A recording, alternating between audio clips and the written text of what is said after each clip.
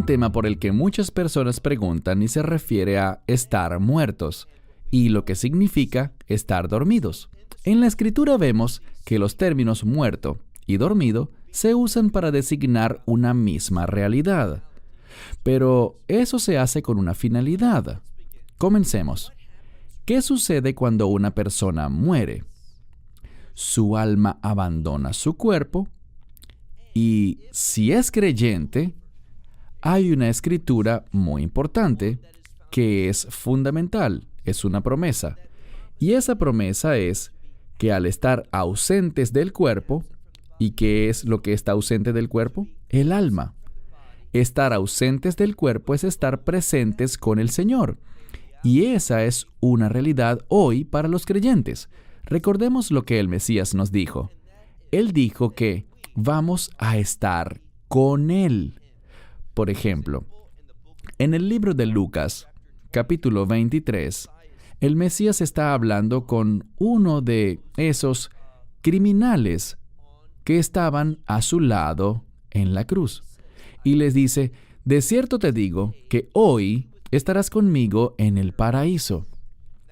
Recuerda esa palabra porque necesitamos definir una cierta ubicación. Y esa ubicación es el lugar bíblico llamado Sheol. Sheol es una palabra en hebreo que se refiere al lugar de los muertos. También debemos incluir en nuestra discusión una enseñanza bíblica que nos dio el mismo Yeshua. Me refiero a lo que él dijo en Lucas, capítulo 16, versículos 19 al 31. Aquí hay algo que debemos saber, y es que muchas personas consideran que eso es una parábola, pero la Escritura no la denomina como tal, y normalmente, cuando el Mesías hablaba en parábolas, él le decía a la gente que eran parábolas. Estoy hablando de algo que ha sido escrito bíblicamente en forma de narrativa. Una narrativa es, por lo general, un texto, una forma textual para hablar de la historia, para hablar de un evento literal, no de algo que es alegórico, no de algo que debemos espiritualizar. Y este relato de Lázaro y el hombre rico se enlazará con el otro Lázaro en Juan, capítulo 11, un poco más adelante. Pero en este relato de Lázaro y el hombre rico, Yeshua nos cuenta como una narrativa, es decir, como un evento histórico o literal, lo que sucedió. No debe convertirse en una alegoría, no debe espiritualizarse. Y en segundo lugar, esto es importante, aun si fuese una parábola, asumamos por un instante que lo es.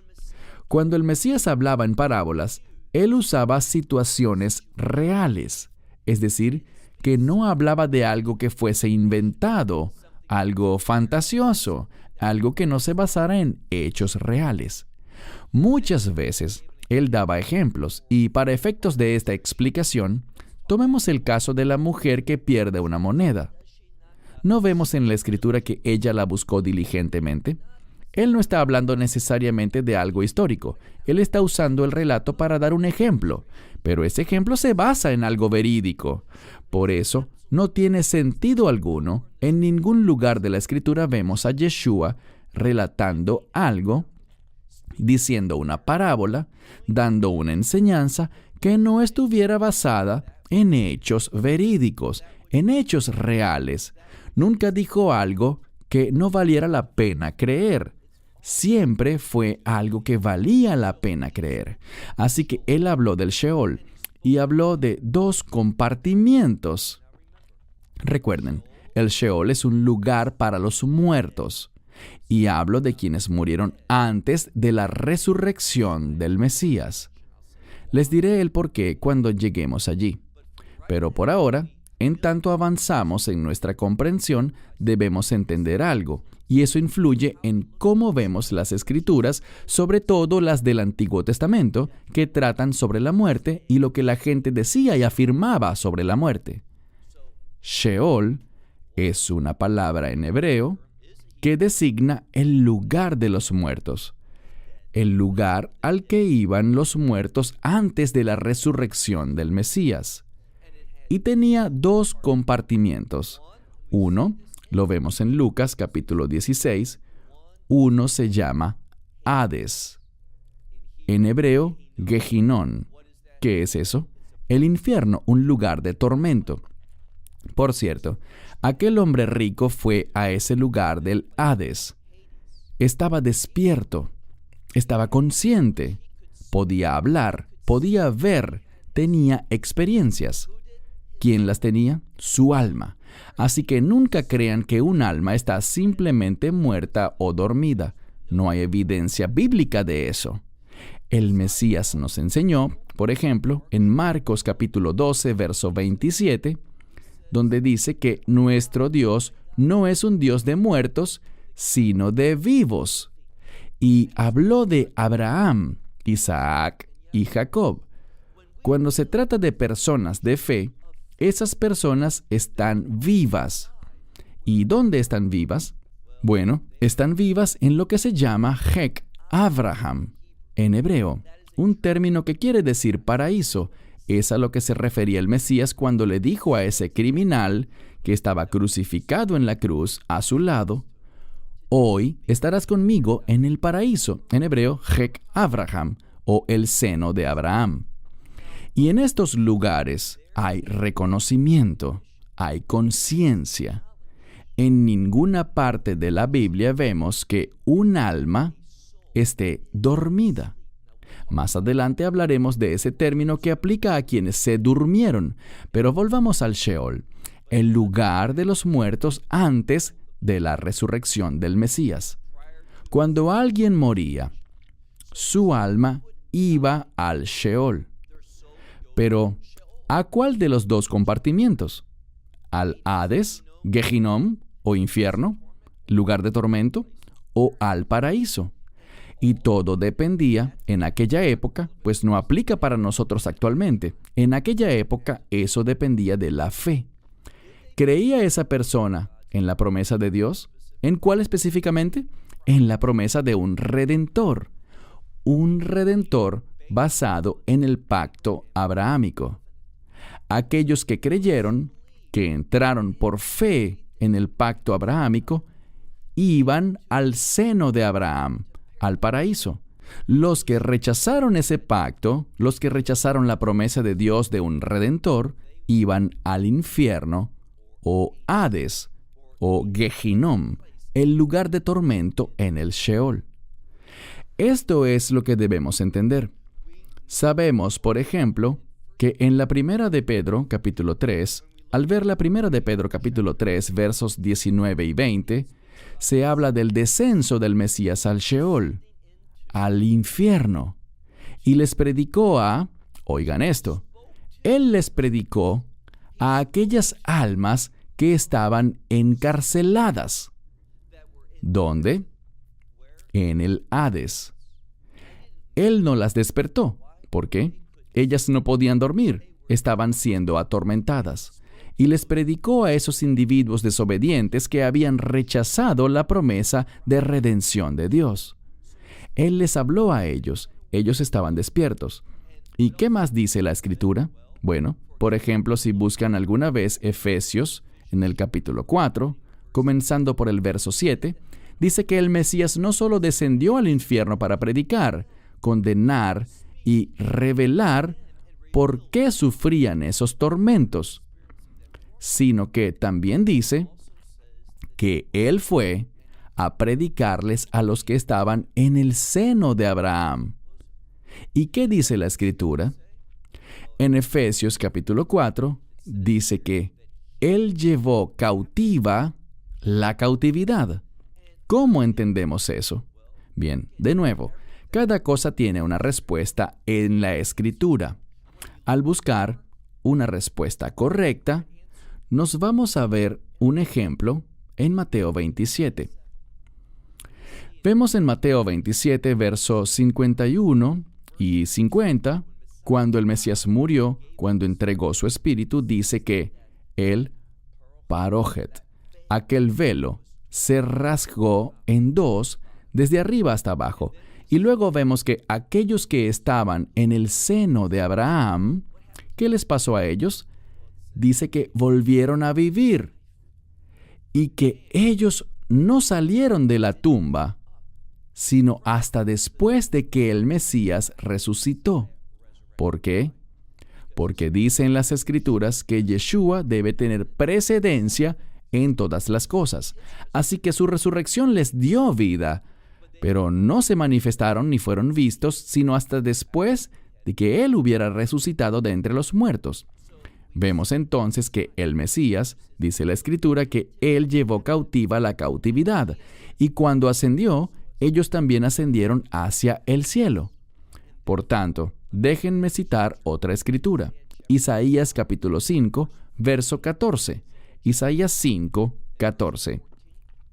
Allí dice que Dios ha ensanchado, ha ampliado el Sheol.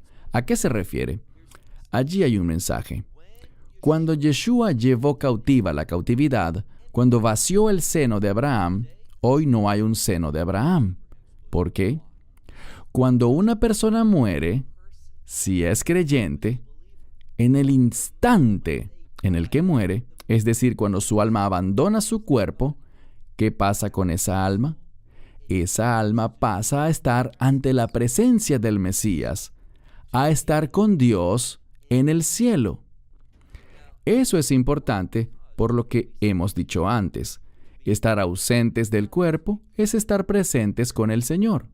¿Dónde está el Señor? En el cielo, a la diestra de Dios Padre. Así que puedes estar seguro de que cuando mueras, si eres creyente, ¿qué pasará contigo ahora?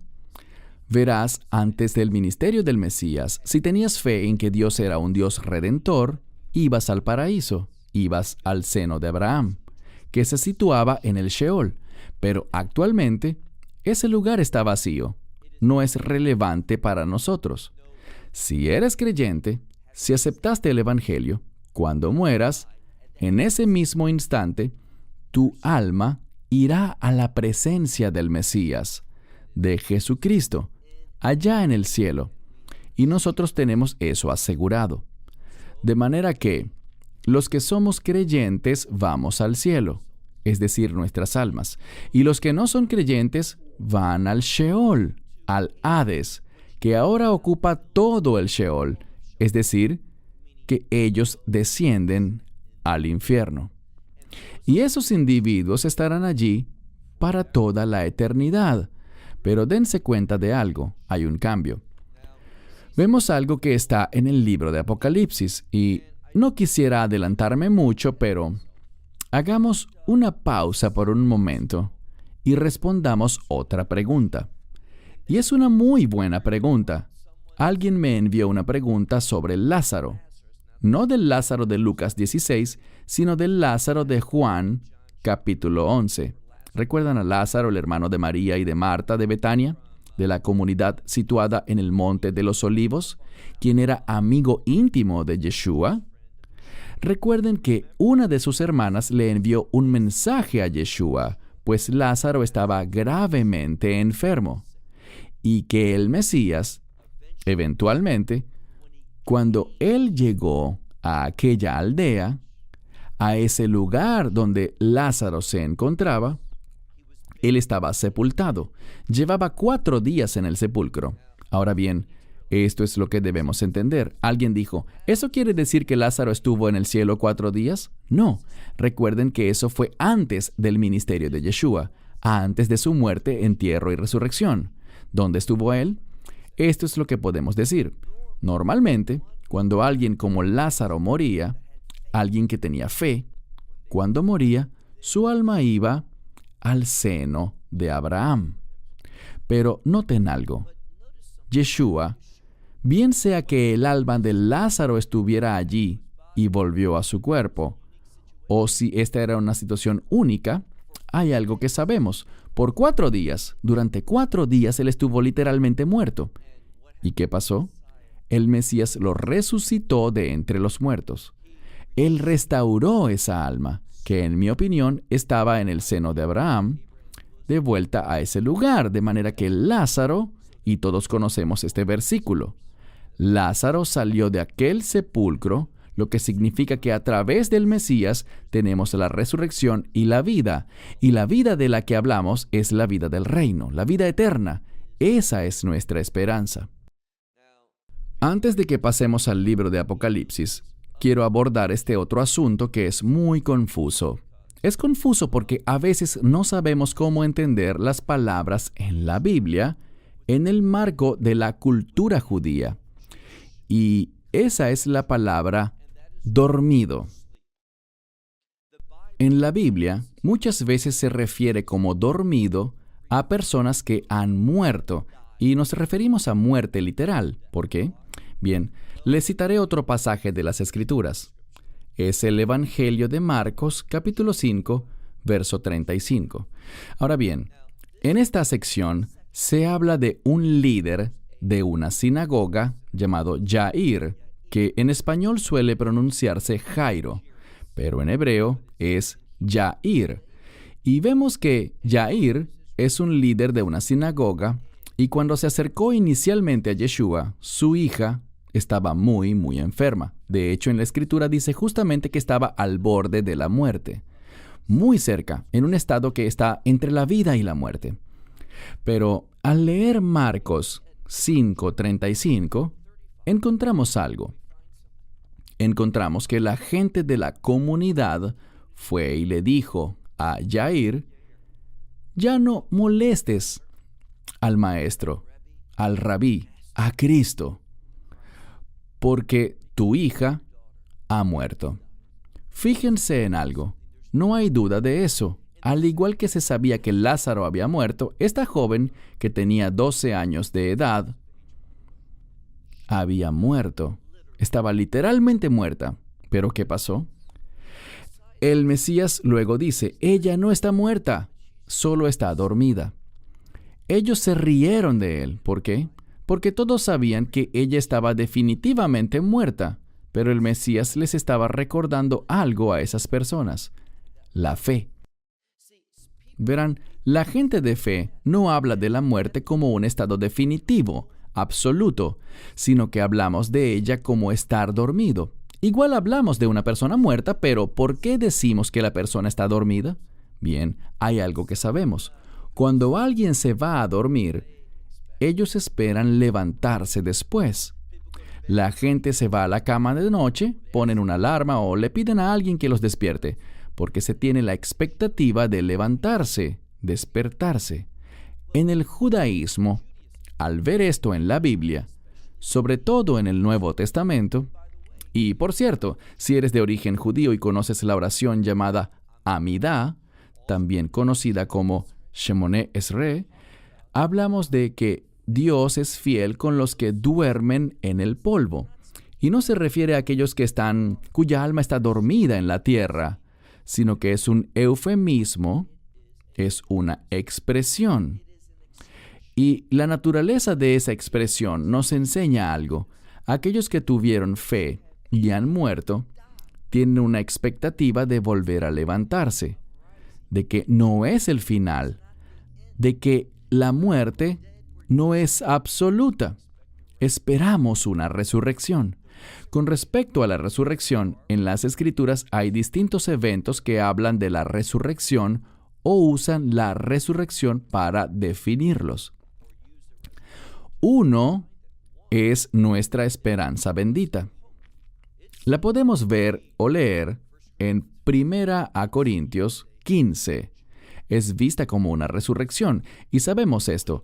Cuando una persona muere en la fe, se elevará en la resurrección. Su alma subirá hasta el cielo. Recuerden ese versículo. Tercera vez que lo diré. Estar ausentes del cuerpo es estar presentes con el Señor. Así que nuestra alma se elevará hasta el cielo. De hecho, citaré otro pasaje de las Escrituras, Eclesiastés, el libro de Cogelet, capítulo 3, verso 21. Salomón preguntó lo siguiente: ¿quién sabe que el alma de los hombres sube arriba y el alma de los animales desciende hacia abajo?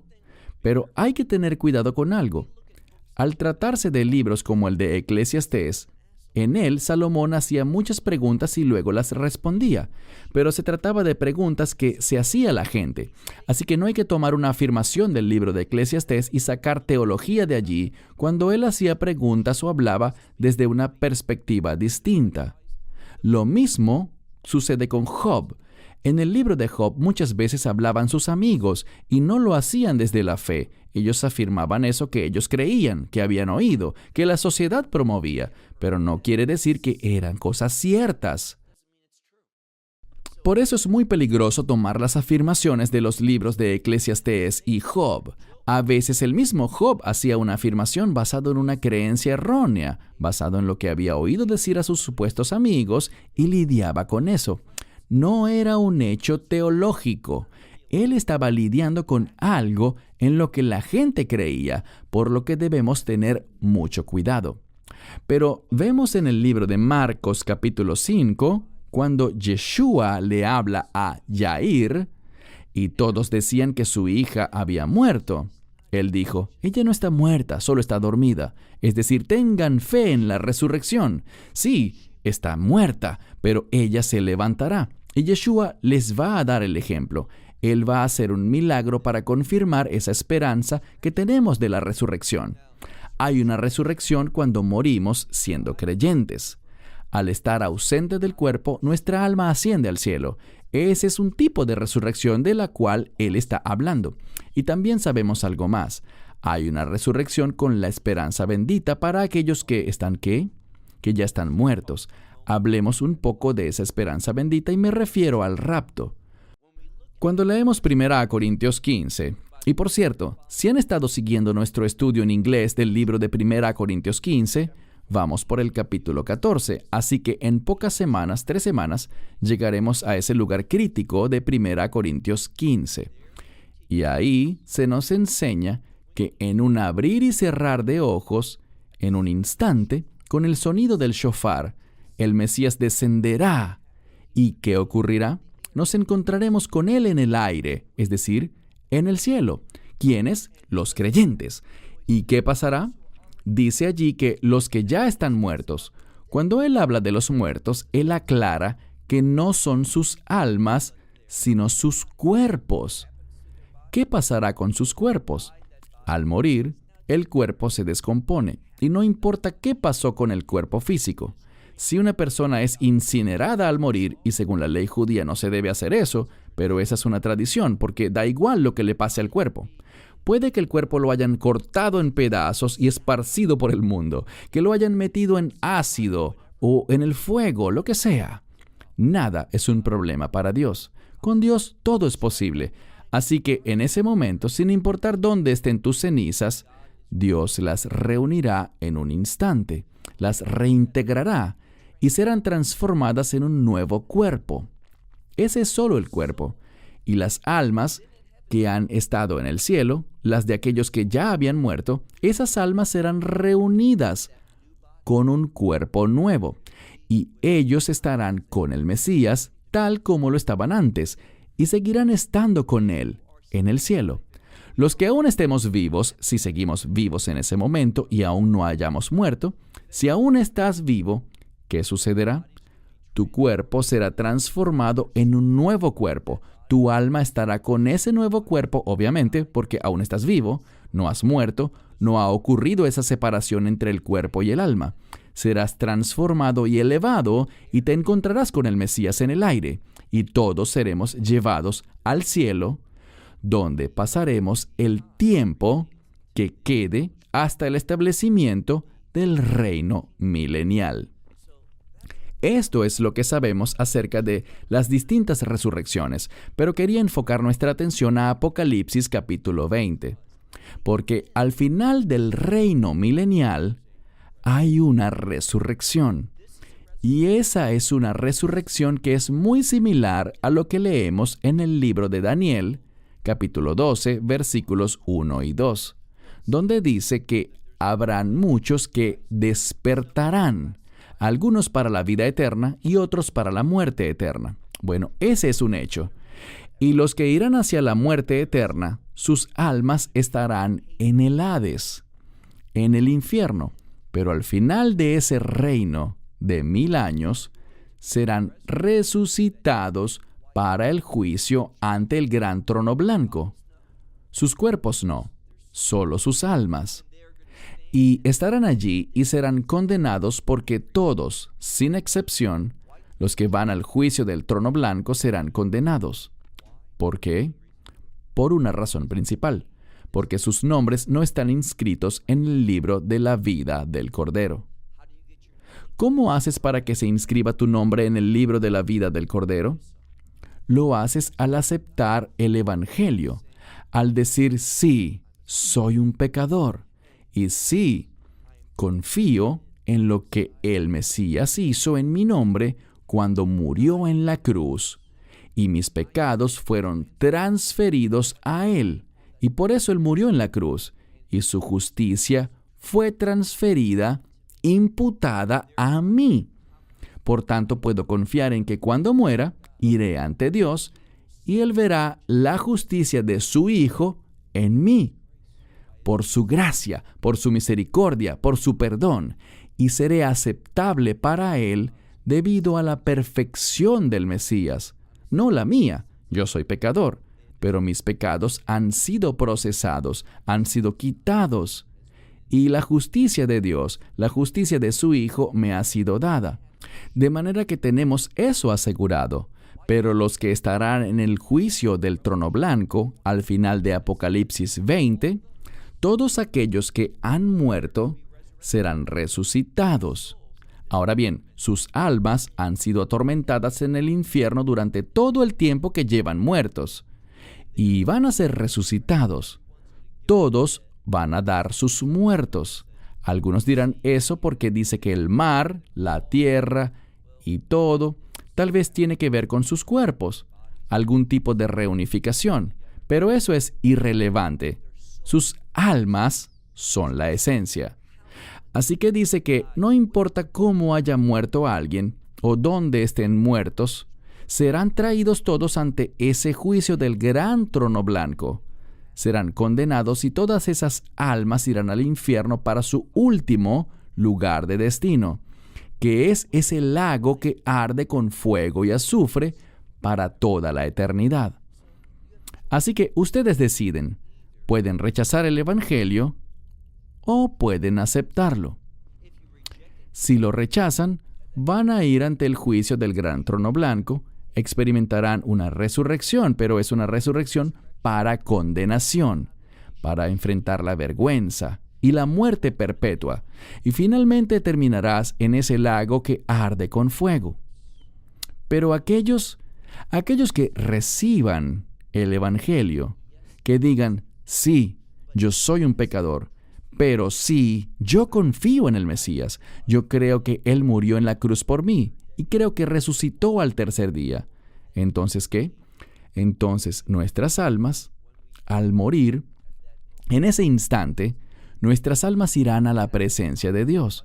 Y para ese momento de la esperanza bendita vamos a recibir ese nuevo cuerpo.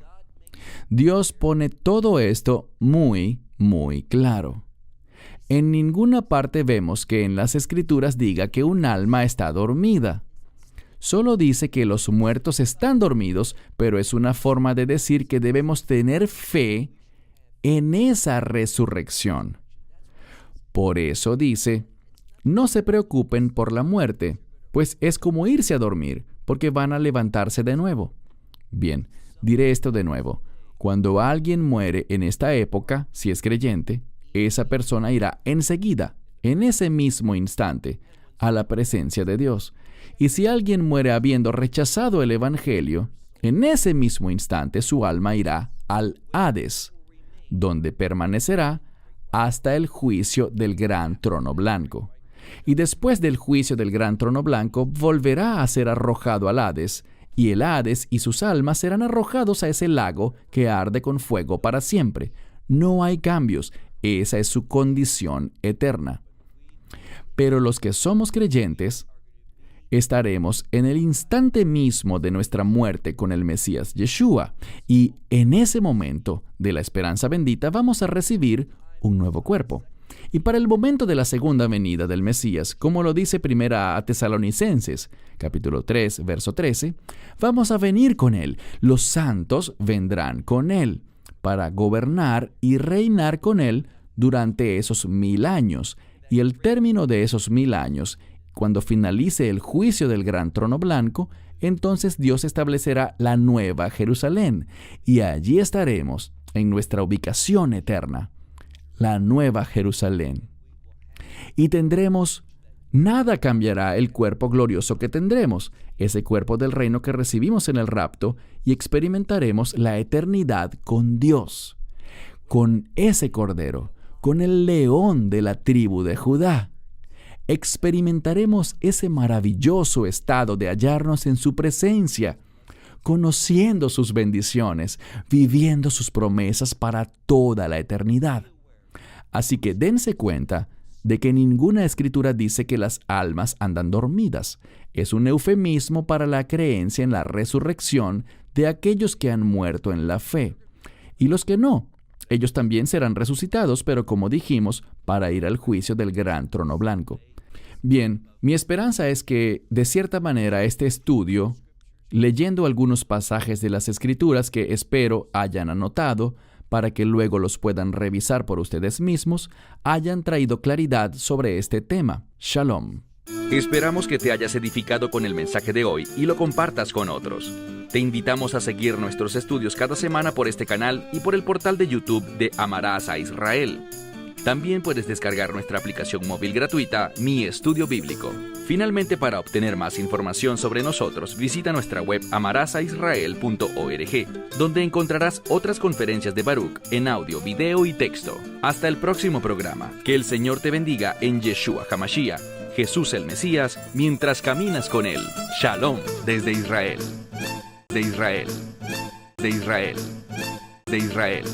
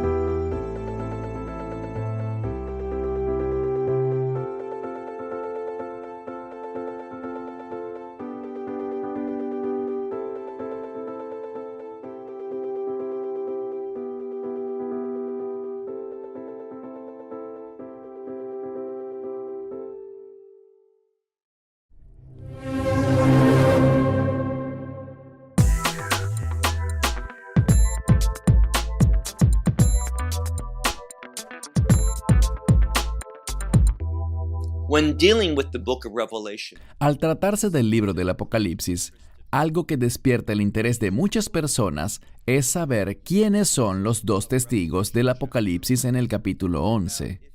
Ahora, si estás viendo este video creyendo que voy a decirte quiénes son, yo nunca haría tal cosa, porque la Biblia no revela quiénes son. La Biblia dice a quién se parecen, pero no nos dice quiénes son. No revela su identidad. Solo nos dice que son fieles, que sirven a Dios, que profetizan, dan testimonio, y hay algo que puede ser muy sorprendente. Para encontrarlo, toma tu Biblia y vamos a buscar ese pasaje, Libro de Apocalipsis, capítulo 11. Sabemos una cosa, sabemos que la ciudad de Jerusalén será pisoteada por las naciones, y nos referimos a las naciones lideradas por el Anticristo. Y será pisoteada durante 42 meses. Eso equivale a 3 años y medio o 1260 días. Y luego vemos que algo va a cambiar. Y es que comenzará a derramarse la ira de Dios.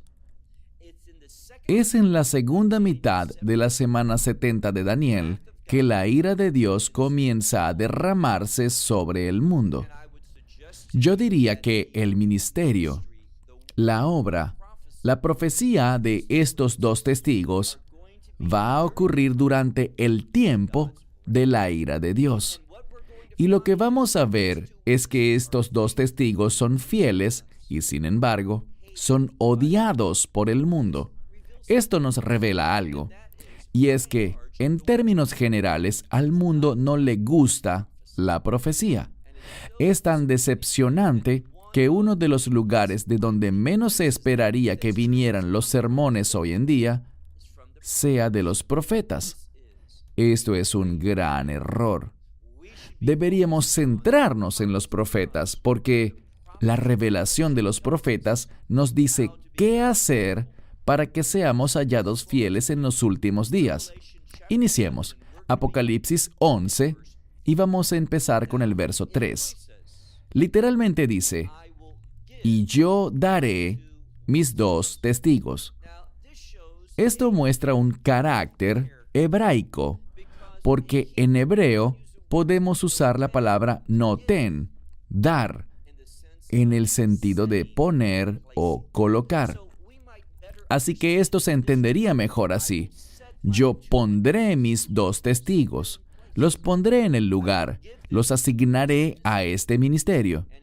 Y dice, y ellos profetizarán por 1260 días, y están vestidos de cilicio. Yo sugeriría que el cilicio se refiere a arrepentimiento, que ellos están llamando al mundo a que se arrepienta, pero el mundo no querrá arrepentirse. Y cuando vemos ese tiempo de los juicios de las trompetas y los juicios de las copas, Dios está llamando a la gente a arrepentirse, pero ellos no lo hacen. Ellos se niegan a apartarse de su perversidad. No se comprometen con la verdad ni la justicia, sino con sus propios comportamientos idólatras, malvados y perversos. Y es por eso que estos profetas, que son fieles a Dios, serán rechazados por el mundo. Bien, de nuevo, vemos que profetizarán vestidos de cilicio por 1260 días. Verso 4. Estos son los dos olivos y los dos candeleros. Lo que esto nos dice está en relación con una profecía del libro de Zacarías y busca simplemente decirle al lector que ellos han sido ungidos por Dios. Y ellos manifiestan, su profecía manifiesta iluminación. Ellos dan luz y verdad a las naciones, al mundo. Pero nuevamente, a pesar de ser ungidos por Dios, a pesar de ser instrumentos de revelación, de iluminación de la verdad de Dios, vamos a ver que los rechazarán. Y aquí vemos algo muy importante. Dice, estos son los 2 olivos y los 2 candeleros. Ellos están delante del Dios de la tierra, de pie. Eso demuestra su unción, que ellos han sido designados por Dios para este propósito de profetizar. Y una vez más, van a ser rechazados. Vamos al verso 5. Y si alguien a ellos deseara actuar injustamente, esto se puede interpretar como dañar, tratar de mala manera, pero es literalmente el concepto de tratar de forma injusta o incorrecta, es decir, en contra de la voluntad de Dios. Vamos de nuevo.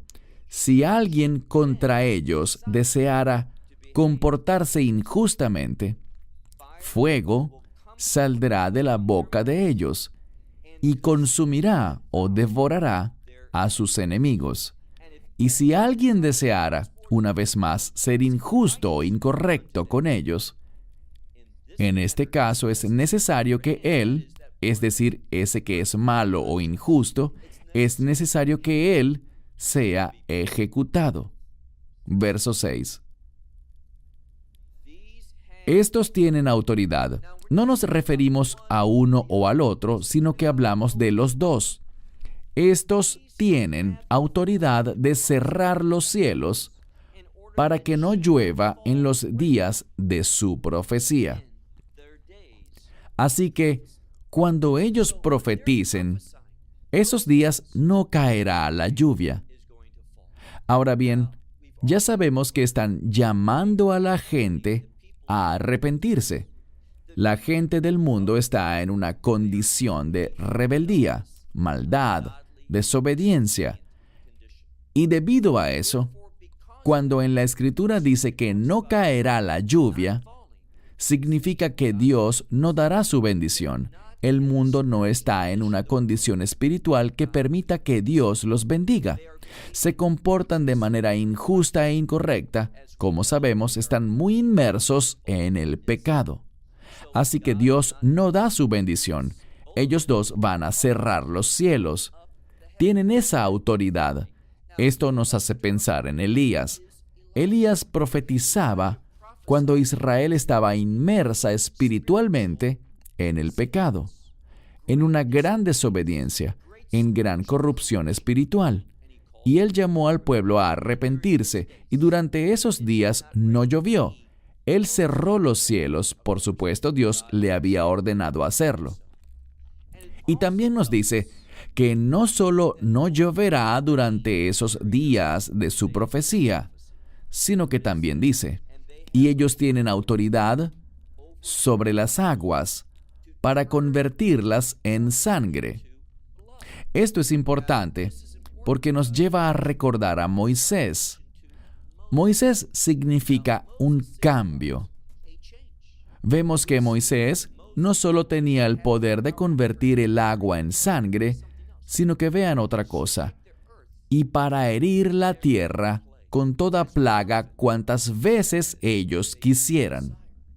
Así que estos dos testigos cierran los cielos como Elías, y también tienen el poder de convertir el agua en sangre, y también de herir la tierra tantas veces como quisieran, con plagas, ¿recuerdan? Durante la obra de Moisés, hubo esas 10 plagas que azotaron a Egipto.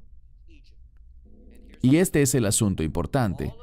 Todo esto eran preparativos para la redención de Israel. Y eso es lo que está anunciando ahora. De la misma manera que Elías, ese profeta de Dios, fue llamado para que pudiera ocurrir un cambio en el pueblo, y lo hizo cuando les dijo, no pueden ser bendecidos por Dios en esta condición espiritual. ¿Por qué? Porque cayeron en idolatría, se servían a sí mismos y seguían a ídolos, en lugar de servirle a Dios y seguir la verdad. Moisés anuncia una redención por venir, y esto es lo que el pueblo de Dios debería esperar también en los últimos días. Así que tienen la autoridad de herir la tierra con toda plaga, tantas veces como ellos quieran. Verso 7. Y cuando ellos hayan acabado su testimonio, ¿qué sucederá? Solo cuando ellos hayan acabado, vemos que pasa algo. Luego habla aquí de una bestia, y se trata de ese imperio malvado, el imperio del anticristo. Esa bestia que surge del abismo hará algo, hará guerra contra ellos. Y aquí viene lo sorprendente. Y los vencerá, saldrá victorioso sobre ellos. Esto es importante porque en la mayoría de las historias queremos que los buenos resulten victoriosos, que derroten a sus enemigos, pero esto no sucederá en este mundo. Más bien los buenos serán derrotados, van a ser vencidos. Ellos no van a experimentar la victoria en el corto plazo. Ellos van a ir a la batalla y la perderán. Seguimos leyendo. No solo van a ser derrotados, sino que también dice que esa bestia, ese imperio, los matará. Verso 8. Y sus cuerpos sobre las calles de esa gran ciudad. ¿Qué ciudad? La cual es llamada espiritualmente Sodoma y Egipto. Uno pensaría en Sodoma y Gomorra, pero aquí dice Sodoma y Egipto. Ahora bien, Sodoma se refiere a un gran pecado, una abominación, y Egipto se refiere al mundo. Y aunque él llama a esta gran ciudad Sodoma y Egipto, sabemos que estamos hablando de Jerusalén. ¿Por qué? Dice, donde también nuestro Señor fue crucificado. Él fue crucificado en Jerusalén, así que eso describe la condición deplorable y pecaminosa de la ciudad santa de Jerusalén. Pero aún así, del mismo modo que Israel, según escritos judíos, Israel y Egipto habían caído espiritualmente en una gran corrupción moral, perversidad a nivel espiritual, muy alejados de Dios, casi hasta el punto de ser reprobados. Pero entonces, en el último momento, Dios los redimió. Y eso es lo que Dios hará con los hijos de Israel en los últimos días. Principalmente, esto no es para los creyentes. Cuando estos dos testigos hablen, el rapto ya habrá sucedido. Les he comentado que la ira de Dios será derramada en medio de su testimonio. ¿Cómo sabemos eso? Porque no hay bendición, no llueve. Vemos que estarán sucediendo plagas a través de esos dos testigos. Entonces dice aquí, y sus cuerpos sobre las calles de esa gran ciudad que es llamada espiritualmente Sodoma y Egipto, donde también nuestro Señor fue crucificado.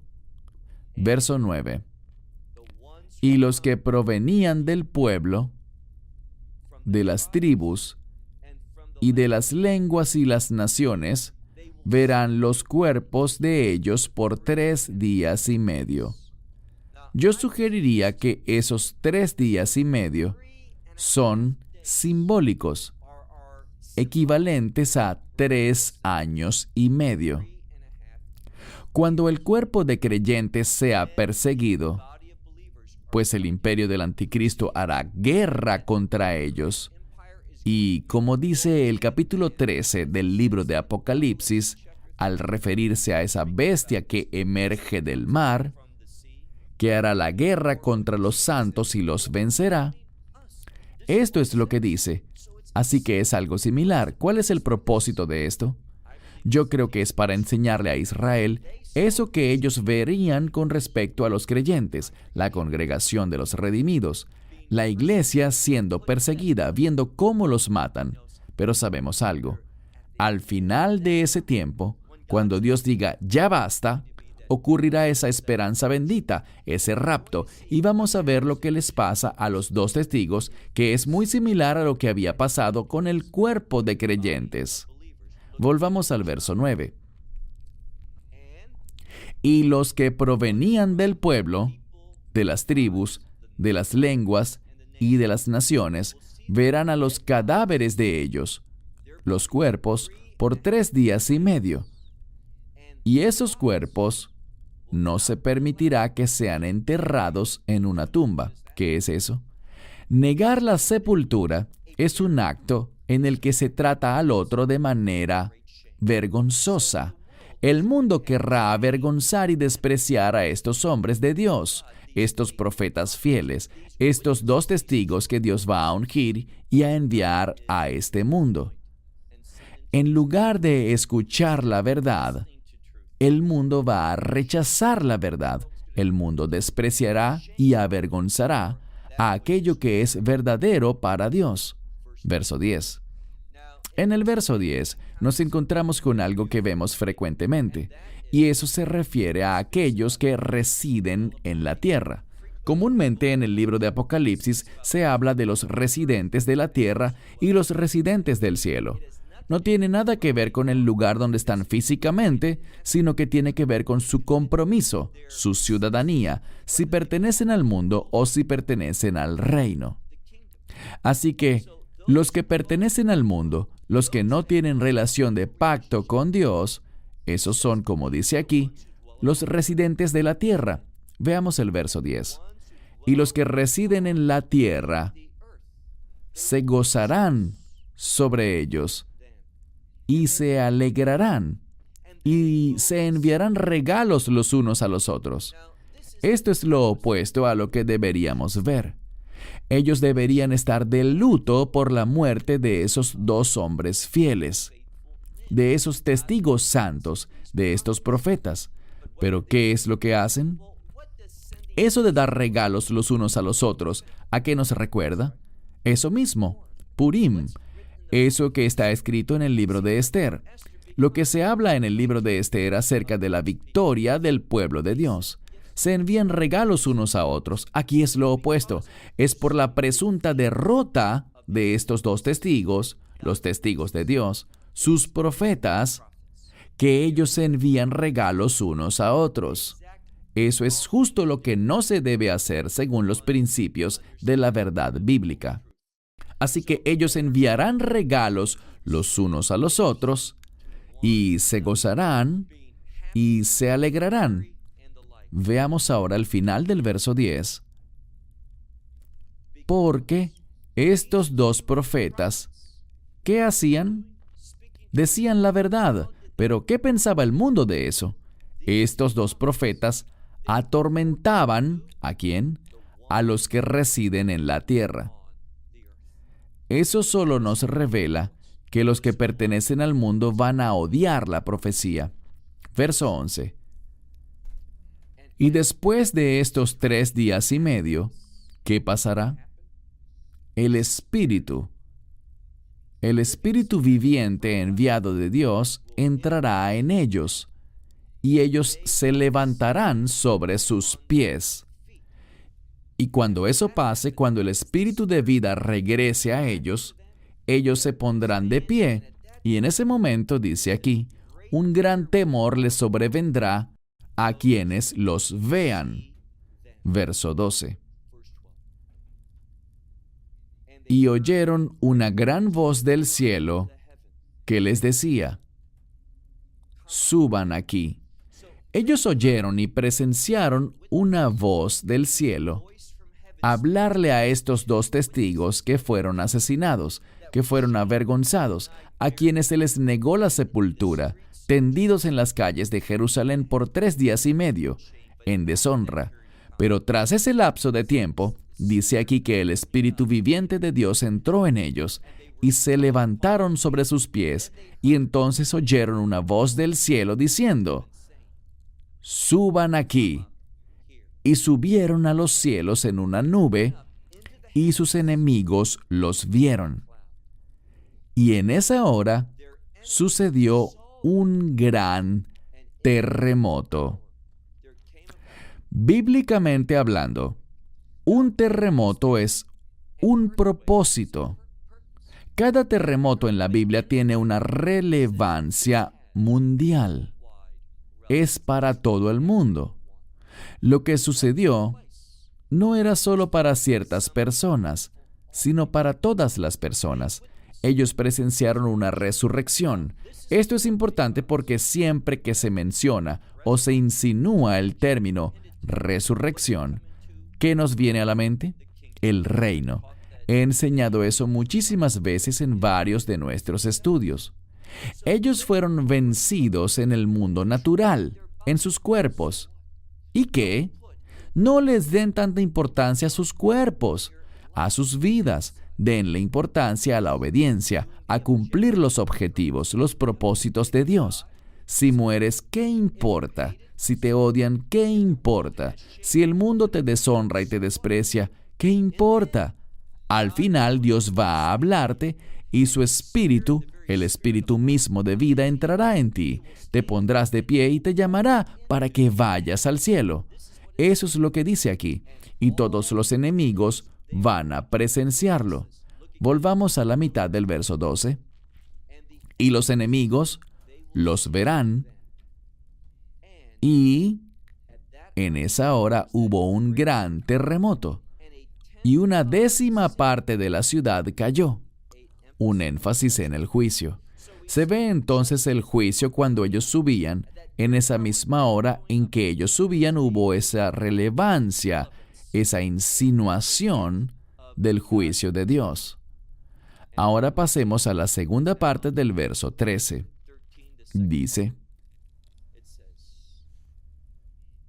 y murieron en ese terremoto los nombres de los hombres, es decir, la identidad de 7,000 hombres, y el resto de ellos estaban espantados, se asustaron y dieron gloria al Dios del cielo. Yo diría que aquellos que vieron eso, los que dieron gloria a Dios, son hijos de Israel.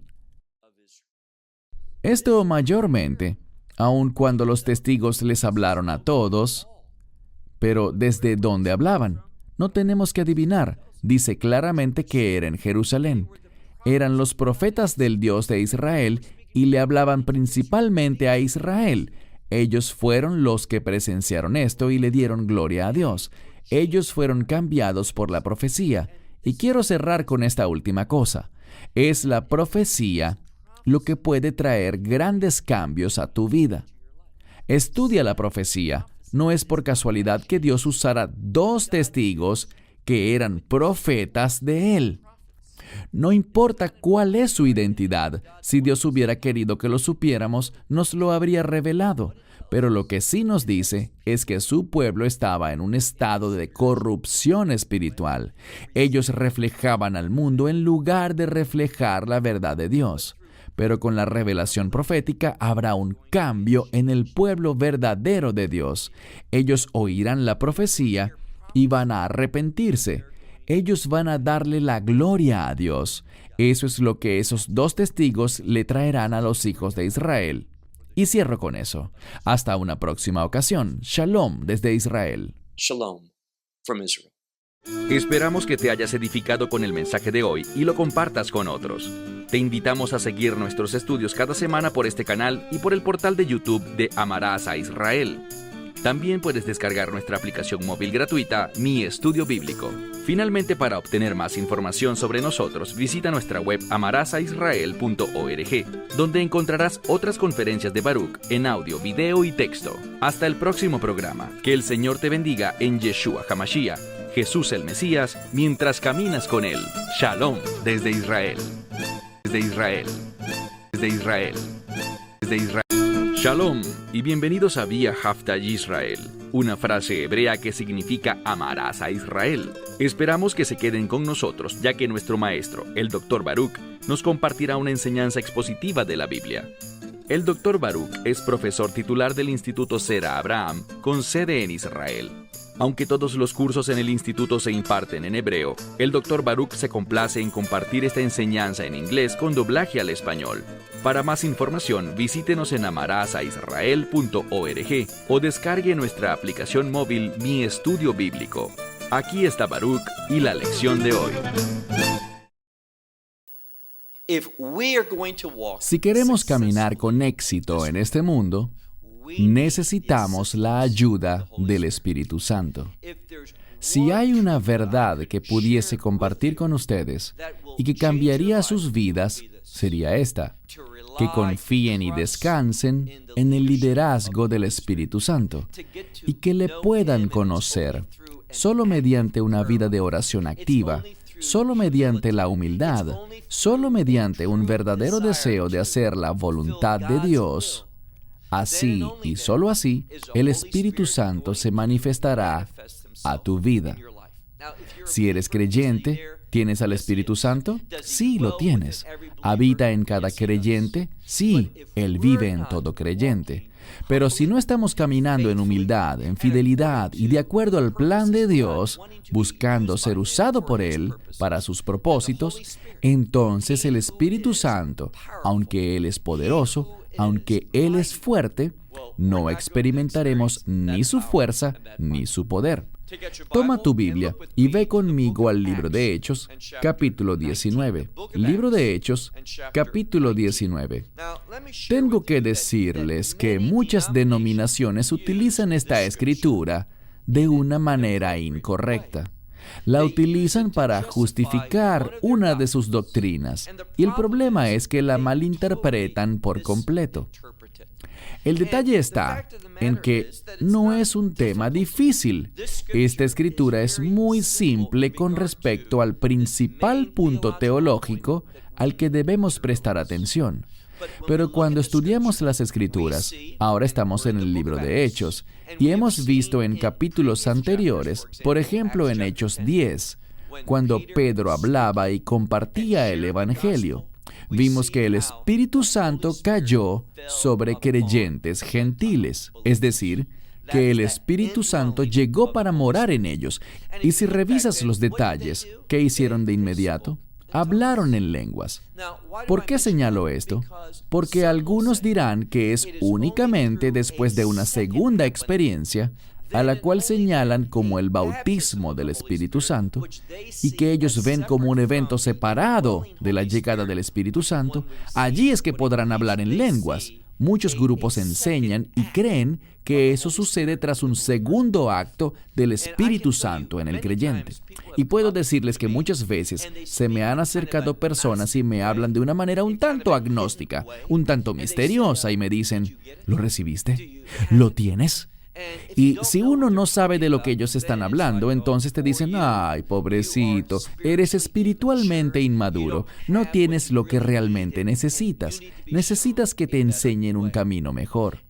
Y para aquellos que tienen esa perspectiva, les diré algo: si ellos van a esta escritura, la que estudiaremos esta noche, y la utilizan para justificar su punto de vista, el problema es el siguiente: lo hacen de la forma más inadecuada posible.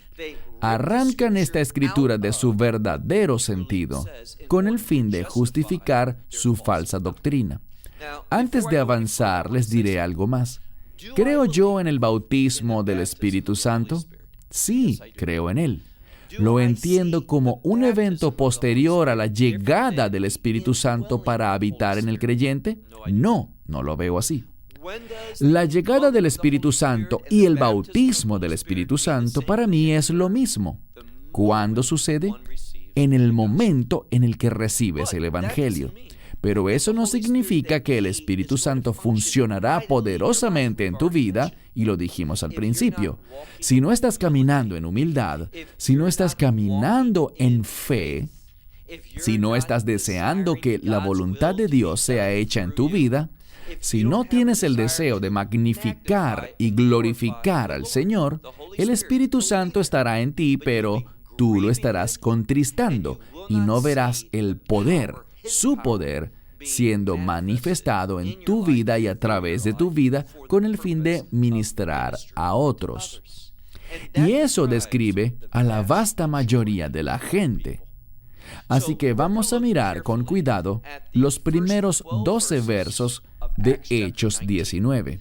Y te recomiendo encarecidamente que tomes tu Biblia y que leamos juntos esta escritura.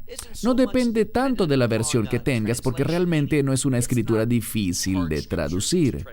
No se trata de algo en lo que, bueno, esta palabra para algunos puede traducirse de tal manera. No.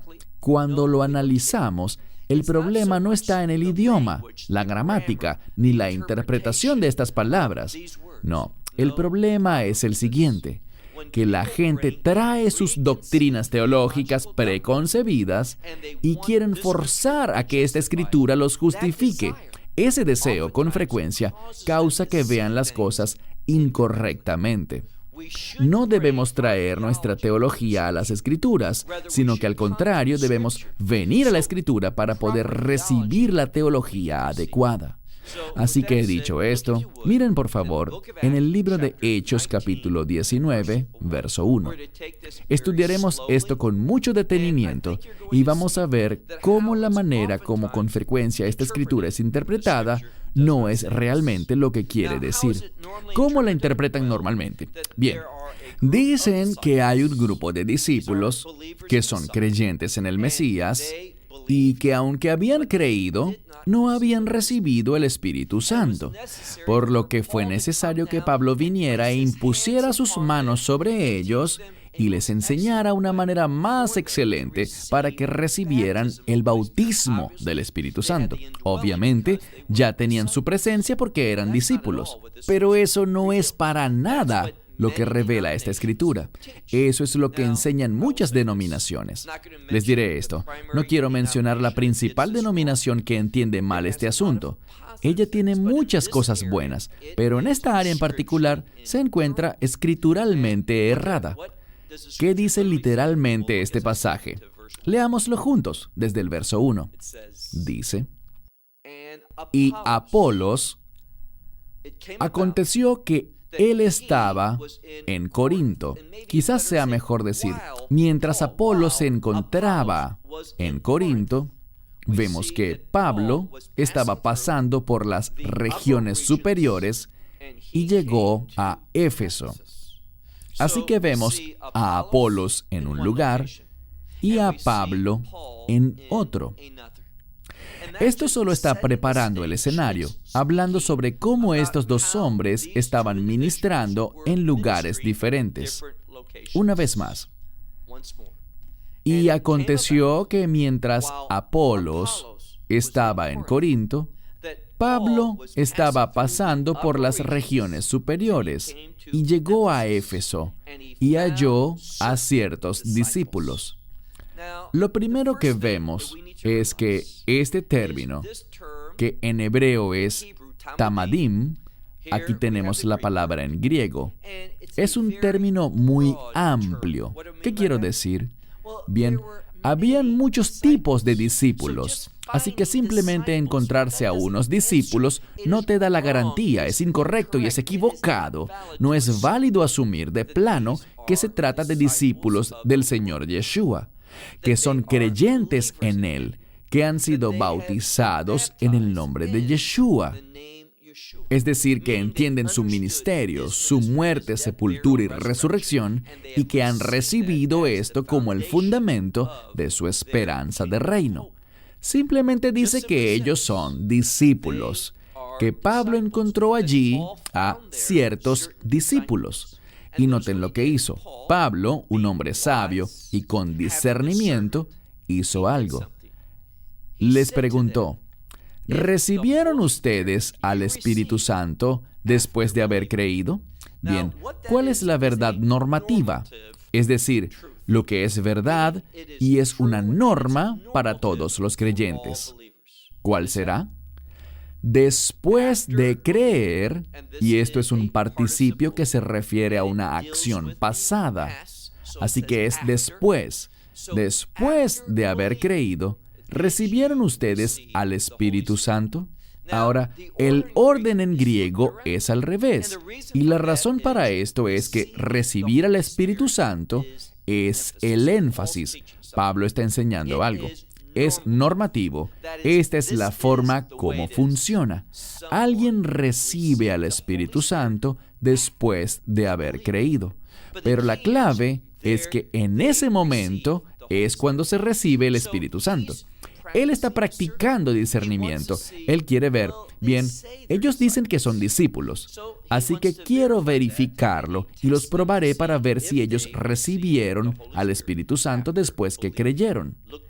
Leamos ahora la segunda parte del verso 2. Pero, y esto es muy importante, demuestra un contraste. ¿Qué significa? Bien, tenemos una declaración normativa y ahora miraremos el contraste a lo que es normal, lo que debería ser. ¿De qué se trata? Pero ellos le respondieron, pero, y esta es la segunda vez, es una palabra diferente, que nos muestra algo, un contraste, algo diferente de lo que debería esperarse. Ellos responden aquí, y no que hay un Espíritu Santo, hemos oído. Lo traduje literalmente, y lo que significa es esto, que ellos no han oído ni siquiera que exista un Espíritu Santo.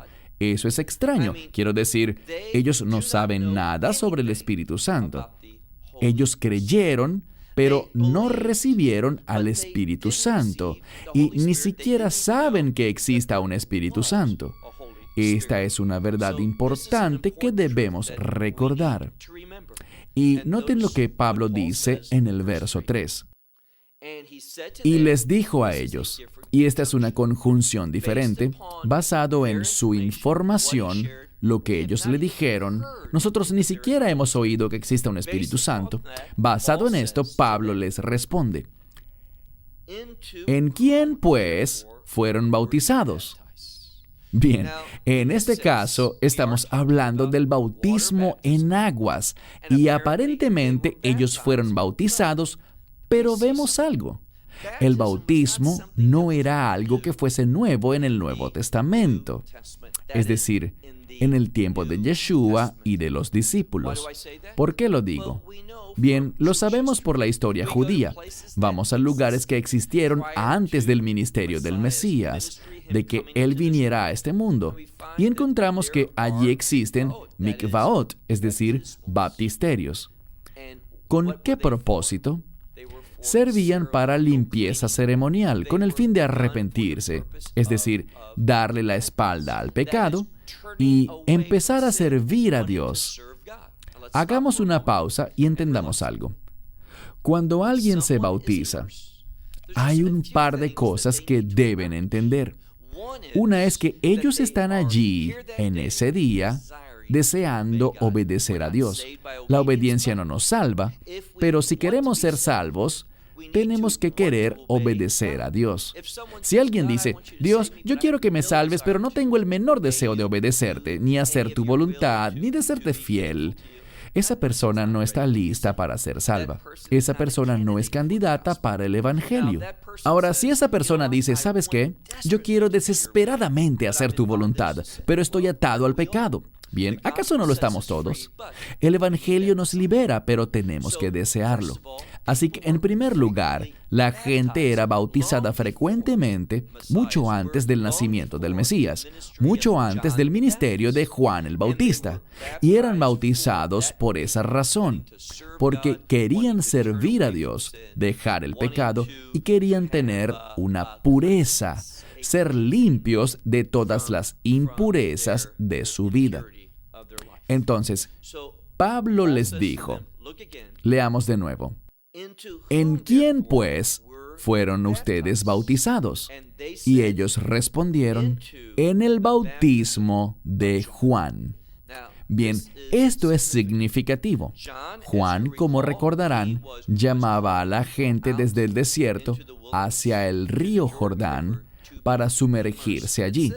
Y dice aquí que cuando Pablo oyó esto, noten su respuesta, leemos en el verso 4, y Pablo dijo, Juan bautizó con un bautismo de arrepentimiento. Bien, la palabra aquí significa que por un lado Juan bautizó, sí, pero era un bautismo de arrepentimiento para el pueblo, proclamando que aquel que venía después de él, es decir, aquel que vendría luego de que el ministerio de Juan terminase, que en él debían creer. O sea, en el Mesías, Yeshua. Entonces, lo que Juan decía era que vendría uno después de él, en quien debían creer. Y esta es la situación en el libro de Hechos, capítulo 19. Habían personas que oyeron sobre el ministerio de Juan el Bautista, un bautismo de arrepentimiento, buscando apartarse del pecado, prepararse para el reino de Dios y buscando creer en aquel que vendría, es decir, en el Mesías, el Mesías. Estos hombres respondieron a ese llamado, algo bueno y excelente.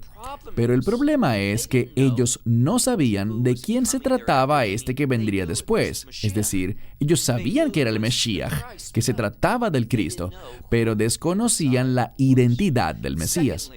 En segundo lugar, ellos no sabían lo que el Mesías hizo por el mundo al morir sobre esa cruz. No tenían esa información. Ellos efectivamente eran discípulos, pero eran discípulos de Juan, no de Yeshua. Y eso es muy importante, pues ellos no habían oído el Evangelio. ¿Cómo podemos estar tan seguros de esto? Noten lo que pasa. Pablo, hablándoles con claridad, les dice: ciertamente Juan los bautizó con el bautismo de arrepentimiento, diciéndole al pueblo que aquel o en aquel que viene después de él es en quien deben creer, es decir, en el Mesías, y les revela su identidad, el Mesías, Yeshua. Noten lo que pasa luego, verso 5. Y habiendo oído, ellos fueron bautizados, pero noten lo que dice, en el nombre del Señor Yeshua. Aquí vemos un cambio. Ya no dice la palabra Mesías, Cristos. La razón es que hay un cambio. Ellos están esperando al Mesías. Ellos entendían este concepto, pero lo que se está revelando en la enseñanza de Pablo consta de dos cosas: que el Mesías es Yeshua y que Él es Señor. Esta es una verdad muy importante. Ellos debían entender el señorío de Yeshua. Sí, Él es el Mesías, pero Él debe ser el Señor de sus vidas. ¿Qué significa eso? Cuando somos salvos, no somos salvos por nuestra conducta, pero debemos reconocer quién es Yeshua y qué hizo Él.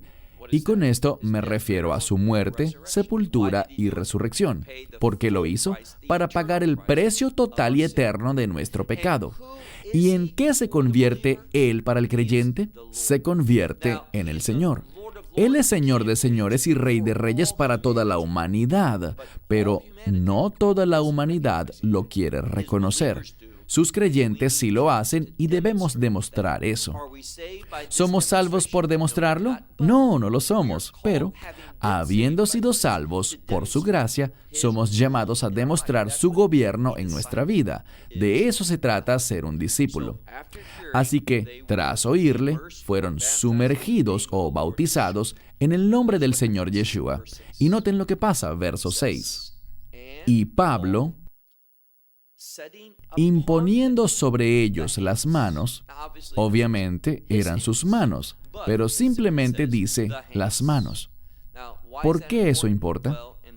En este contexto, esta palabra para las manos significa autoridad. Una de las cosas que el libro de Hechos quiere subrayar, quiere enfatizar, es esta autoridad apostólica que Pablo, Juan y los demás apóstoles tenían, que Dios obraba por medio de ellos con el fin de llevar a cabo el Sharut del Mesías, es decir, el ministerio del Mesías.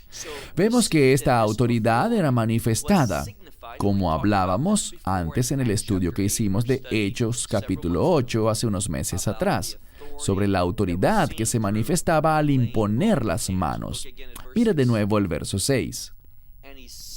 Y él impuso sobre ellos, hablando de Pablo, Pablo impuso sobre ellos manos.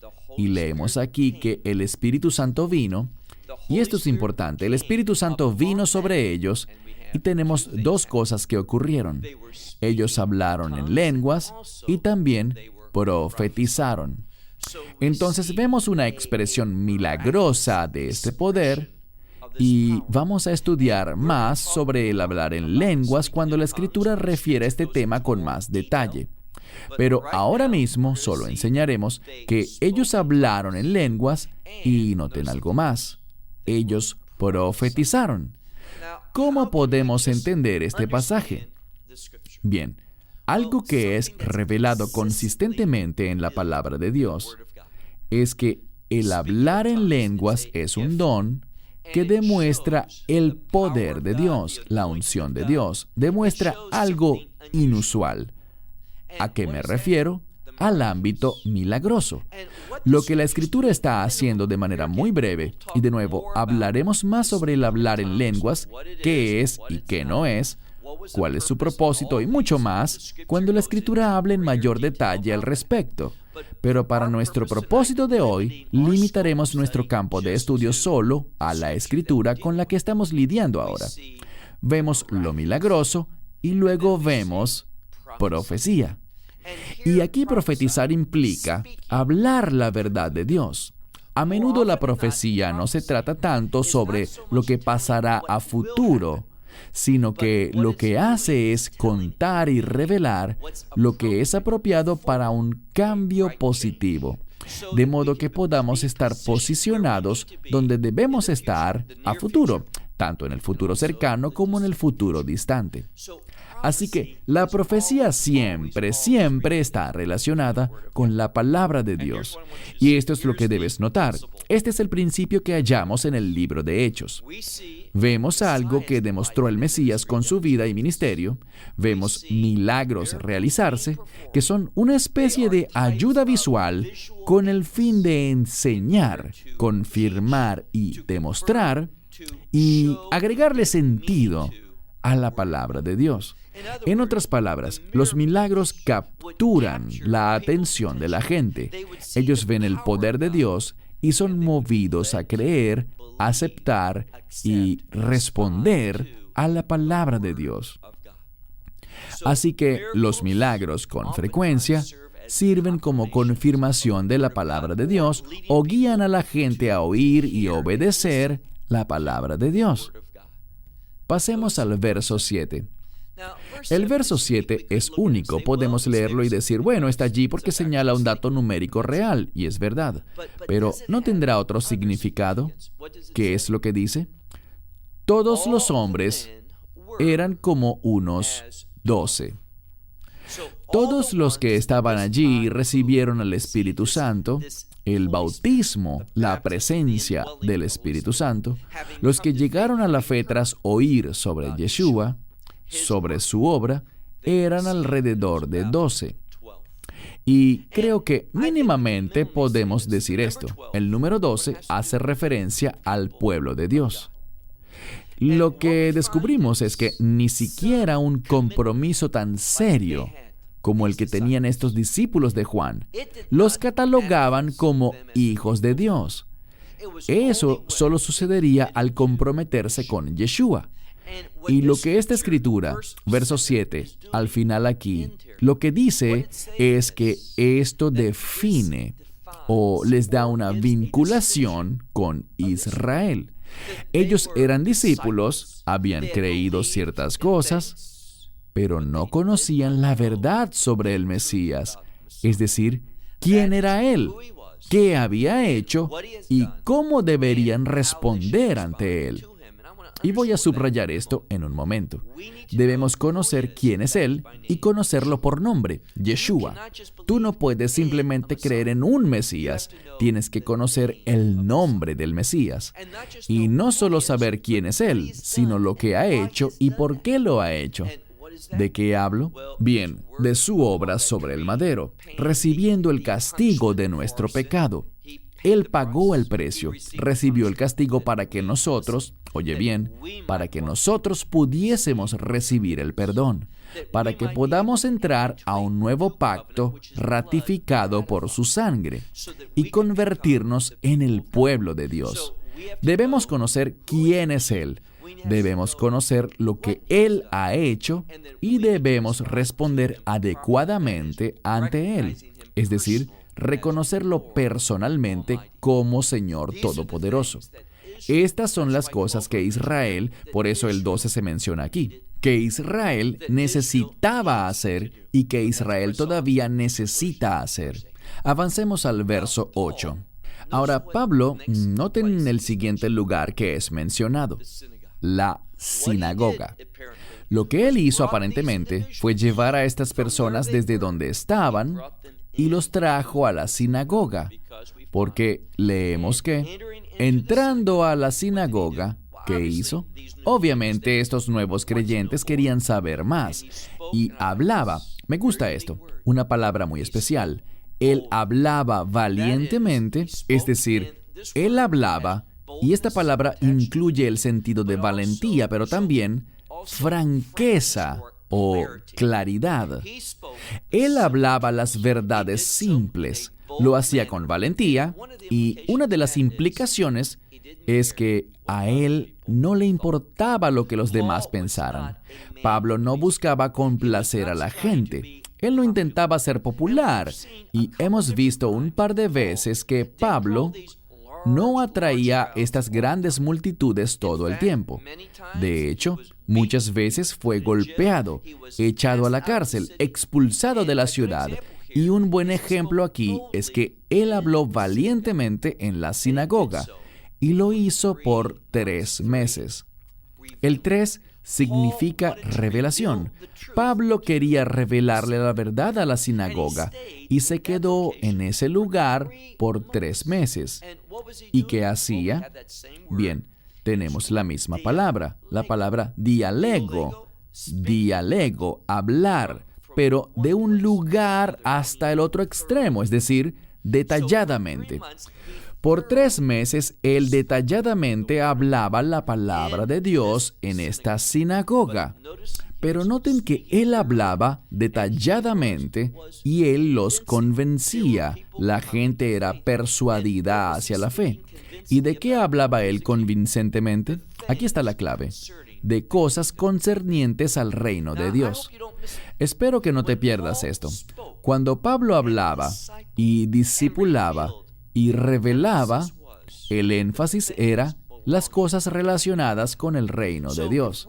Así que si vamos a afirmar a Pablo como una especie de maestro de la Biblia modelo, como un evangelista modelo, lo que tenemos que entender y subrayar es que en el mismo núcleo de lo que él decía, él hablaba del Mesías, él hablaba de un sinfín de cosas, pero el énfasis estaba en las cosas relacionadas al reino de Dios. No podemos ser personas que comparten correctamente la verdad bíblica si no hacemos énfasis en el reino de Dios. Porque del mismo modo, y quiero regresar un momento para hablar por unos instantes sobre los patriarcas. Los patriarcas eran hombres de fe. ¿Y qué les hacía únicos? Bien, el hecho de que eran fieles y llenos de fe. ¿Cómo entendemos esto? Ellos perseguían las promesas de Dios. Y cuando Abraham fue retado a ofrecer a su hijo Yitzhak o Isaac, el libro de Hebreos dice que él estaba dispuesto a hacerlo porque él entendió que las promesas de Dios en su plenitud no eran para esta era, sino para el reino de Dios. Y por lo tanto dice que él creyó que Dios era capaz de resucitarlo de entre los muertos. Es decir, que estas cosas tenían una realidad de reino con ellas, no para este mundo, sino para el reino. Entonces vemos que los patriarcas eran fieles, eran obedientes, porque estaban mirando siempre hacia el lugar del cumplimiento de las promesas de Dios. ¿Qué lugar? El reino. No debe sorprendernos en lo absoluto que Pablo hablara de cosas concernientes al reino de Dios. Yo recuerdo que, hablando sobre este verso con alguien, hace unos 5 o 6 años atrás, esta persona había estudiado griego, pero muchos años atrás, cuando él estaba en el instituto bíblico. Y cuando analizábamos esto, porque a él siempre le gustaba estudiar revisando la Biblia interlineal. Y a él le molestaba esto, y me decía, ¿sabes? es que hay dos artículos definidos y no sabía cómo traducirlo a simple vista. Me decía que la expresión con respecto estaba de cierto modo fuera de lugar. Normalmente diríamos que él habló convincentemente y lo hizo concerniente a las cosas del reino de Dios. Pero en griego está expuesto en un orden diferente, y este cambio de orden en el idioma original tiene un propósito, el cual es enfatizar las cosas. ¿Qué cosas?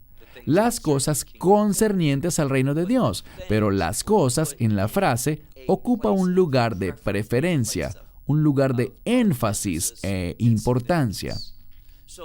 Lo que debemos entender es esto, que lo que debe enfatizarse en nuestras vidas por nuestra conducta, palabras, por todo, son las cosas concernientes al reino de Dios.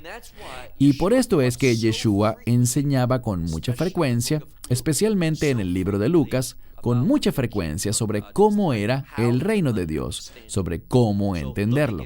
Así que mira de nuevo, verso 8. Y entrando a la sinagoga, hablaba valientemente, o con confianza, o con franqueza, sobre los temas de interés. Y lo hizo durante un período de 3 meses, hablando detallada y convincentemente sobre las cosas concernientes al reino de Dios. Y noten lo que pasa, verso 9. Pero ciertas personas, como piedras de tropiezo, y esta palabra tiene que ver con dureza. Entonces ellos se endurecieron, y esto es lo que el pasaje busca decir, que en la medida que Pablo compartía estas cosas relacionadas con el reino de Dios, ellos rechazaban eso, no lo recibieron, no vieron su importancia. ¿Por qué razón? Muy sencillo. O bien nosotros tendremos la mentalidad del reino o la mentalidad del mundo. Así de simple. La semana pasada compartía con un grupo y señalé que a Dios no le gusta la indefinición.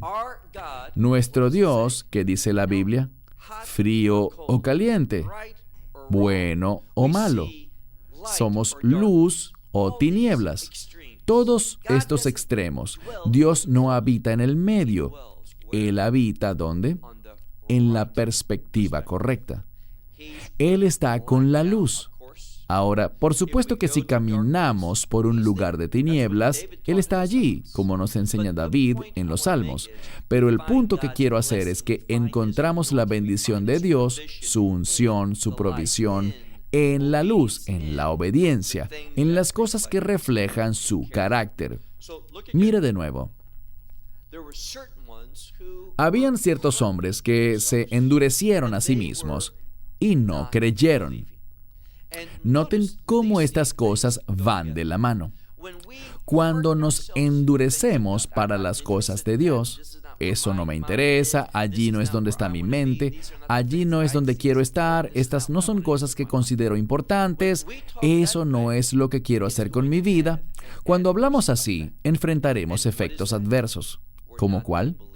No seremos capaces de creer.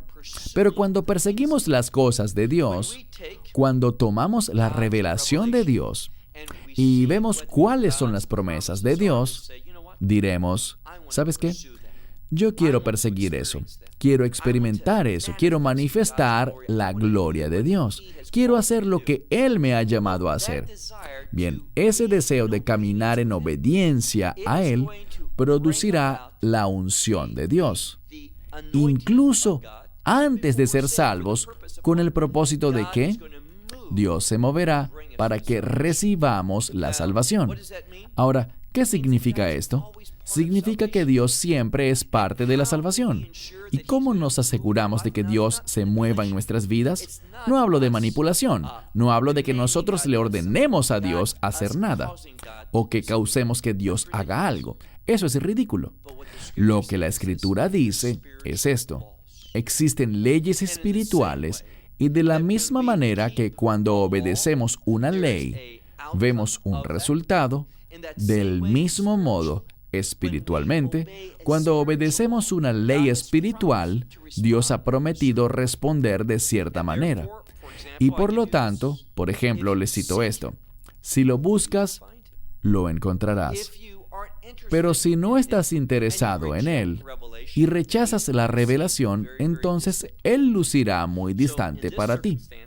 Entonces, en estas circunstancias, mira de nuevo, había quienes se endurecían a sí mismos, ellos no creían, y descubrimos que maldecían. Y la palabra aquí es esta palabra para el mal, pero de una manera muy negativa, en contra.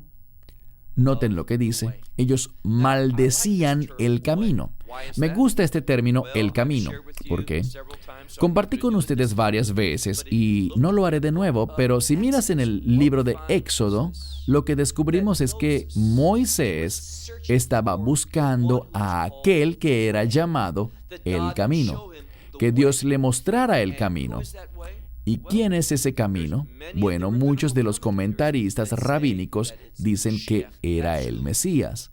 A él es a quien Moisés estaba pidiendo que viniera para completar esta travesía hacia la tierra prometida, lo que Moisés consideraba que era el reino de Dios, pero era realmente para entrar a Israel. Ahí vemos un paradigma. Ellos hablaban, noten lo que dice el texto, ellos maldecían en contra del camino frente a la multitud. ¿Y qué hizo Pablo? Él partió de allí, y noten, esta palabra para partir está arraigada en la misma palabra para apostasía, que es partir ¿de qué? De aquello que es bueno para... Bien, descubrimos que esta partida, esta palabra apostemi, lo que vemos en ella es que implica partir de algo, ¿qué? Bien, de algo que no es la voluntad de Dios. ¿Y hacer qué? Lo veremos en un momento. Él los dejó, se separó para estar ¿con quién? Con los discípulos. Entonces, Él partió con el fin de poder estar separado con los discípulos y cada día enseñándoles. Vemos algo. Él estaba enseñándoles en la Skuleid. De ahí proviene la palabra escuela. La escuela de Tirano, de cierto hombre llamado Tirano. Y les enseñó, mira el siguiente verso, leemos que él continuó, o esto permaneció así, por 2 años. Aquí Pablo estaba hablando.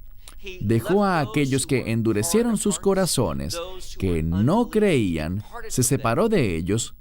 ¿Por qué razón? Él se separó de ellos con el fin de poder estar con verdaderos discípulos. Y por lo tanto pasó con ellos 2 años. De modo que, sigue leyendo, a la mitad del verso 10, de modo que todos los que habitaban en Asia escucharon la palabra del Señor Yeshua, tanto judíos como también griegos. Noten ese orden, judíos primero y también griegos. Este es el orden porque este es el programa, el plan que Dios tiene para el judío primero. Entonces le habló a ambos, pero dice al judío y también al griego. Miren ahora el verso 10. Luego de oír, ¿qué esperarías? Recuerda el principio del que hablamos hace minutos, y es el siguiente: que los milagros son fuentes de confirmación. Entonces, ahora encontramos a Pablo hablando la verdad a lo largo de Asia, allí, en este lugar, entrenando gente, enviándoles por unos 2 años, de modo que Asia, todos los que habitaran en Asia pudieran oír. Esto es importante porque anteriormente en el libro de Hechos, él quería hacer eso en Asia y el Espíritu Santo no lo dejó. Pero ahora, en este tiempo, el tiempo era el correcto conforme a la voluntad de Dios. Así que una vez más, leemos. Y milagros, no de los comunes, y me gusta esto, no eran milagros normales, sino que milagros realmente poderosos. Lo que sea que esto signifique, pero eran milagros y no de los normales, lo que Dios hacía por las manos de Pablo. ¿Y qué tipo de milagros? Milagros únicos, porque eran llevados a cabo de tal modo que incluso a los que estaban enfermos, ¿qué hacían? Les llevaban de la superficie del cuerpo de Pablo, de su piel, traducen algunos, pero literalmente es la palabra para la superficie de su cuerpo. Traían el sudarión. ¿Qué es un sudarión? Bien, es una prenda de vestir, probablemente se trata de su manto de oración, el talit. Aún en el presente, dentro de las comunidades rabínicas, encontrarás que el tzitzit se desprende del talit y se le entrega a las personas para que puedan sostenerlo con el fin de ser sanados. Esa es la esperanza, o algunos de los rabinos más famosos vestían el talit solo una vez y se lo quitaban y lo regalaban a alguna persona. Esto es realmente lo que vemos en este contexto. Mira de nuevo. Con el resultado también de que sobre aquellos que estaban débiles o enfermos, ¿qué pasaba? Les traían del cuerpo, de su cuerpo, la prenda de vestir. Y luego tenemos una segunda palabra usualmente traducida como delantal. Hay varias ideas en torno a esto. Yo tenía una opinión, pero no quiero entrar en detalles ahora. Pero eran cosas que cubrían a Pablo, eran removidas de su cuerpo. ¿Y qué pasaba? Vemos que de estas personas salían las enfermedades. Todo esto tenía como fin demostrar la unción que había sobre Pablo, que hasta los vestidos que cubrían su cuerpo eran quitados y entregados a los enfermos, a personas que estaban debilitadas. ¿Y qué ocurría? Tal como dice aquí, encontramos que las enfermedades y dolencias los abandonaban. Y también, mira al final del verso 12, y espíritus malignos salían de ellos. Permítanme iniciar la conclusión de hoy con esta declaración. Muchas veces la gente me pregunta, ¿crees en los demonios? Bien, yo creo que existen. Yo creo en Yeshua. Creo en el poder del Espíritu Santo. Pero ¿reconozco que existen fuerzas y poderes demoníacos en este mundo? Sí, lo reconozco. Hay espíritus malignos y hay demonios, y por supuesto existe el enemigo, Hasatán o Satanás. Y debemos entender que se nos ha llamado a enfrentarnos en guerra contra ellos. Antes de hacer este video, yo conversaba por teléfono con un caballero en Europa, y él me compartía cuán fuerte en su país se ha vuelto la influencia demoníaca. Y él ve que esto está manifestándose incluso dentro de la iglesia, a través de personas que deberían tener una buena conducta, pero que se comportan de una manera incorrecta, practican impurezas, no viven en santidad y cometen actos sucios ante Dios. Y por lo tanto yo creo firmemente en el hecho de que creyentes hoy en día deben ser equipados para la guerra espiritual. Uno de los resultados de esta conversación es que vamos a visitar ese país y conduciremos una conferencia de 3 días sobre ese tema específico, la guerra espiritual. En esta conferencia, lo que haremos será enfocarnos en identificar a los espíritus inmundos y en lo que es la manifestación, los resultados de la actividad demoníaca. Hablaremos sobre liberación, pero debemos reconocer al enemigo. Debemos conocer a nuestro enemigo, porque si no lo hacemos, y así es como actúa Satanás. A Satanás le gusta trabajar debajo del radar. Él quiere operar siempre muy sigilosamente. Verás, a él no le preocupa el cómo. Él se enfoca en los resultados.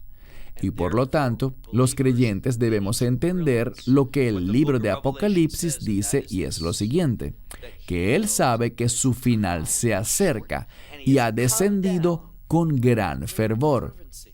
Por esto es que al acercarnos a los últimos días, veremos más y más actividad demoníaca y el poder de Satanás operando en este mundo. Y nosotros somos llamados, lo diré de nuevo, somos llamados a hacerle frente. Y tal como cuando el Mesías vino por primera vez, habían fuertes manifestaciones de espíritus inmundos, demonios y demás. Pero gracias a que la luz vino al mundo, pudimos verlo con más claridad. En los últimos días, en un sentido, las tinieblas inundarán este mundo, pero de igual forma, la luz, nuestra luz, brillará. Y asimismo habrá una manifestación de espíritus inmundos, de esta influencia demoníaca, el poder de Satanás. Y si no entendemos los principios, y si no estamos listos para afrontar la batalla, entonces veremos que no tendremos el efecto, el resultado que Dios quiere que tengamos. Yo creo muy firmemente que cuando Él pregunta, y me refiero a Yeshua, que cuando el Hijo del Hombre vuelva, ¿hallará fe en la tierra? Te dirá a ti y a mí, bien hecho. Si no estamos reconociendo el hecho de que estamos en una guerra espiritual, una batalla en el espíritu, no viviremos con fidelidad y Él no estará complacido con nosotros. Bien, cerramos con esto. Hasta la próxima semana. Shalom desde Israel. Shalom from Israel. Esperamos que te hayas edificado con el mensaje de hoy y lo compartas con otros. Te invitamos a seguir nuestros estudios cada semana por este canal y por el portal de YouTube de Amarás a Israel. También puedes descargar nuestra aplicación móvil gratuita, Mi Estudio Bíblico. Finalmente, para obtener más información sobre nosotros, visita nuestra web amarasaisrael.org, donde encontrarás otras conferencias de Baruch en audio, video y texto. Hasta el próximo programa. Que el Señor te bendiga en Yeshua HaMashiach, Jesús el Mesías, mientras caminas con Él. Shalom desde Israel. De Israel. De Israel. De Israel. De Israel. De Israel.